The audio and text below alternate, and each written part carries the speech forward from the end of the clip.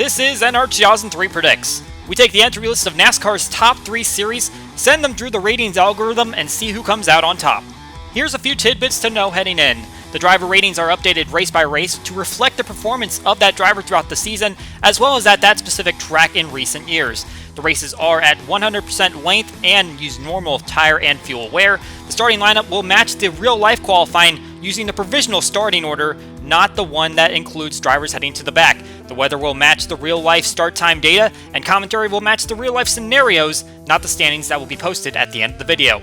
And as always, this series is for entertainment purposes only. Using artificial intelligence and using the results of this race for gambling purposes is discouraged.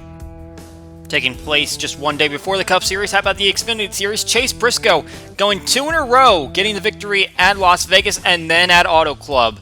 Harrison Burton coming up just behind, as well as Noah Gragson, who claimed the victory at Daytona, but Chase Briscoe looking like he is on his way to his second victory in a row. Going to have a good points position going into the playoffs.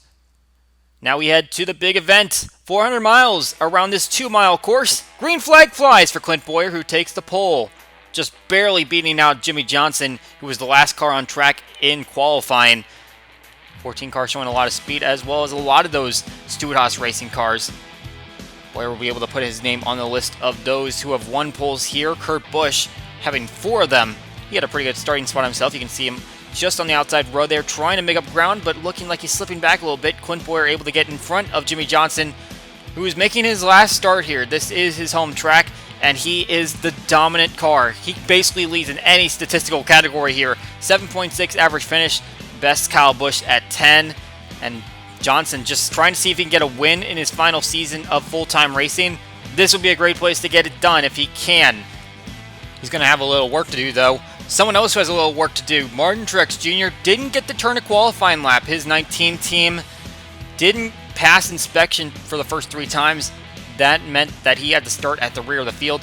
He is trying to make up that ground now. Someone that's making up some ground right here, Ricky Stenhouse Jr., 47 car. That car has been fast in the first 2 races, and it is fast once again.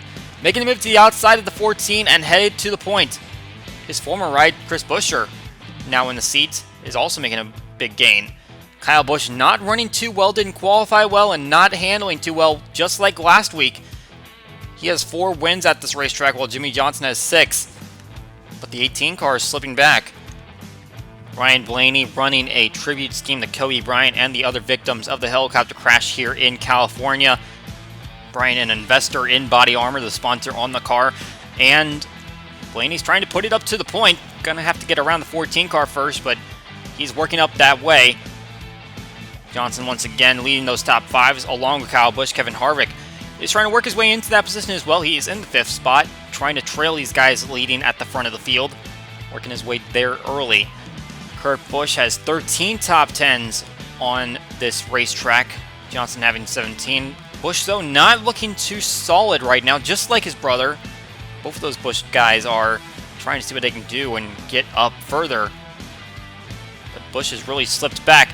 Going to be a little bit of a problem here. Brad Keselowski getting into Kevin Harvick. We're hearing he has an oil leak, and he might have slipped on his own tracks right there. Got into the 4 cars, then into the wall. Gets it on the pit lane, and because he was leaking oil, they're going to throw the caution for that.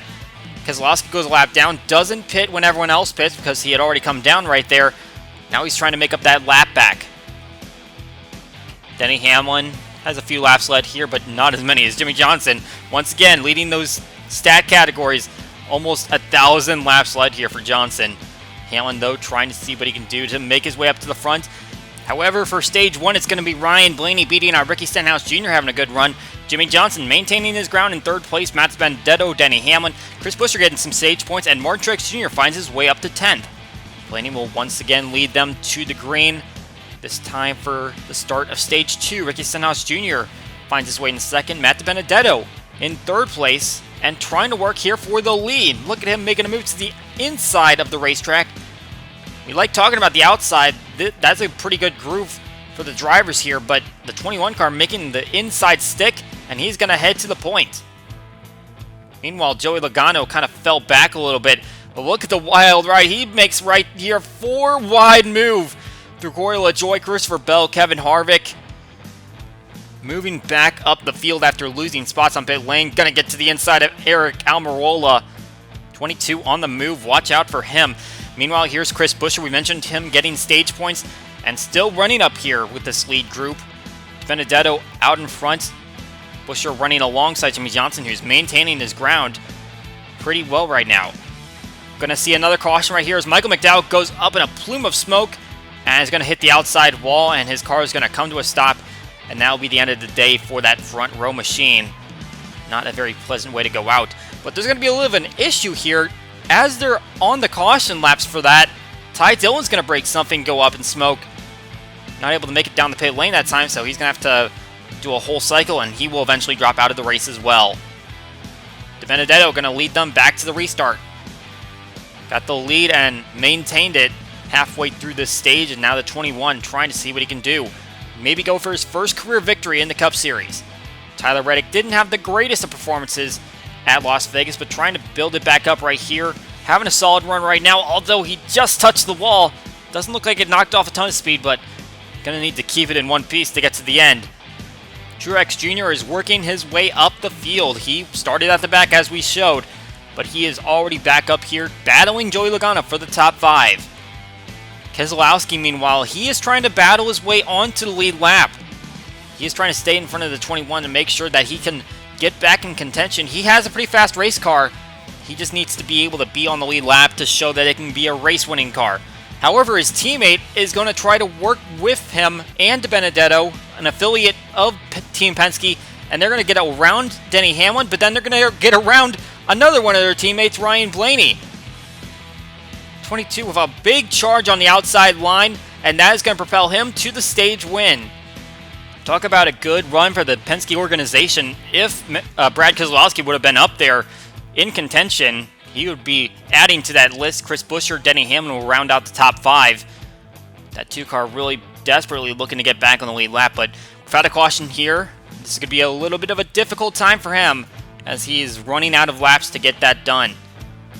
He'll take the race start, Logano up front. It's becoming a little bit of a 3-horse battle here. Ryan Blaney, Denny Hamlin trying to challenge Logano, who really made a charge up after those pit stops. Showed that there was a lot of speed in that race car. For Clint Bowyer, the pole sitter, that speed hasn't been there since he got on the pole. He has been slipping back. He is outside of the top 10, which I believe some of the spots that he's trying to battle for is just in front of him, but he's starting to slip away from that pack.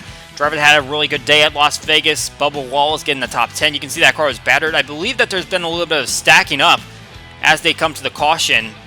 That's been causing a lot of damage to some of these race cars, including Kyle Busch, which just kind of compounds his issues on the day. His car wasn't doing too well beforehand, but this is really not doing him any wonders, and he is not going to go back-to-back here at this racetrack after winning here last season. That's going to create a little bit of a traffic jam. You can see all the cars right here bunched up together. Denny Hamlin trying to make a move. He gets in a little bit of contact with his teammate Eric Jones, also damaged. And Logano's going to try to power back on the outside.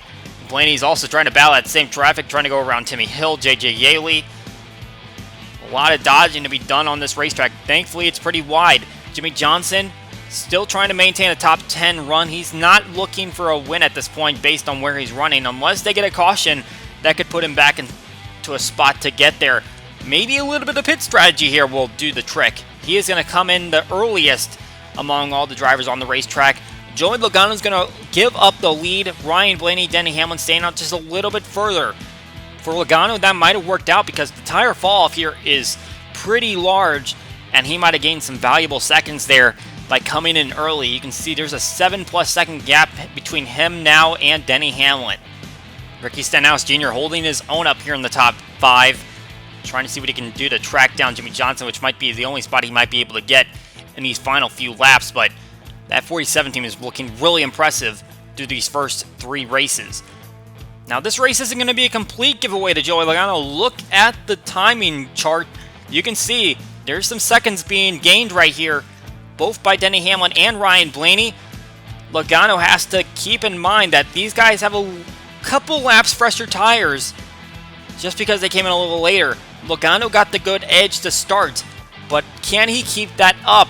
And looking at them going down the backstretch with just a few laps to go, Denny Hamlin charging on the outside line. Logano not able to make the inside work, and the 11 car is there to take the lead. They are going to battle through turns 3 and 4, but the 11 car is going to end up with the advantage.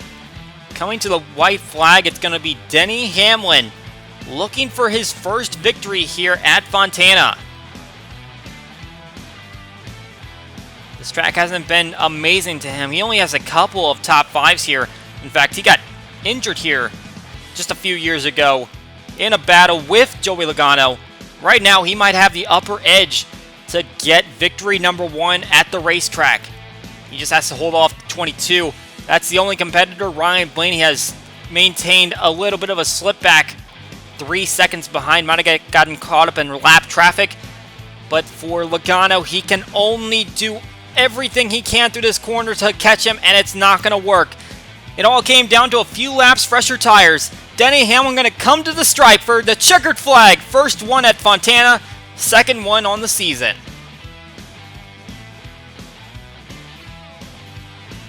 How about those top 2? All 3 wins between them. That was quite the battle, but the 11 car is going to be the one that comes out on top. Hamlin Logano at the top of the chart. Ryan Blaney, 4 seconds behind, was unable to catch up to those top 2. Stenhouse Jr., a great run for him in 4th place, and Chris Buescher gets 5th. Matt Benedetto also doing great in 6th. Austin Dillon in 7th. Jimmy Johnson, 8th, gets a top 10 in his last run here at his home track.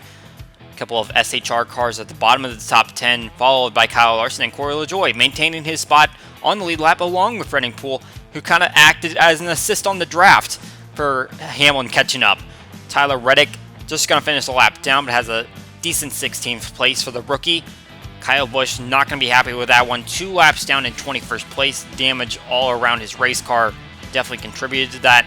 Ross Chastain filling in again for the 6, ends up in 26th place.